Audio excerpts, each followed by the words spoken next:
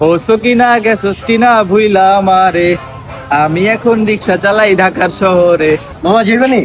হ্যাঁ মামা যা। বন্ধু তুই? আরে বন্ধু কইস না, কই যাবি ক ওঠ। ও বেটা জামু পরে তুই আগে তুই রিক্সা লয়ে বেরিয়েছিস কে? কি করুম মামা, পরিস্থিতি, সবই পরিস্থিতি, পরিস্থিতির কারণে জীবনে বহুত কিছু করতে হয়। পরিস্থিতির কারণে? মামা আমি বুঝলাম না, তোর কি এর কমতি আছে?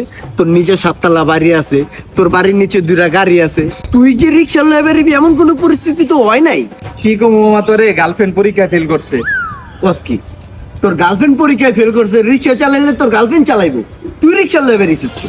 গার্লফ্রেন্ডের বাপে ডাইরেক্ট কয়ে দিছে যে গার্লফ্রেন্ড যদি পরীক্ষায় ফেল করে পরে ডাইরেক্ট রিক্সাওয়ালার কাছে বিয়ে দিয়ে দিব। এখন মামা পরীক্ষায় ফেল করে লেছে, বিয়ে দিলে তো রিক্সাওয়ালার কাছেই দিব। বিয়া করার লেগে মামা রিক্সা লয়ে বেরিয়েছি। অনেক মাইয়াই তো ফেল করে, যদি রিক্সা চালানটা শিখি তাহলে তো সব মাইয়াই আমার। ও আচ্ছা থাকতে আমি যাম না। এই বেটা যাবি না মানে এদিকে মাত্র বেটা রিক্সা লয়ে বেরিলাম, বউনি করুম না, তোর ভাড়া লাগবো না, উঠ। আরে না মামা, আমিও নিজের লিগে একটা রিক্সা কিনতে চাইতেছি, তুই বুঝবি না, থাক। তোর গার্লফ্রেন্ডও ফেল করছে? ও বাবা, মাইয়া মানুষের লিগে কই ঠিক মতো পড়ালেখা কর, পড়ালেখা করে না, ফেল করবো না তো কি করবো।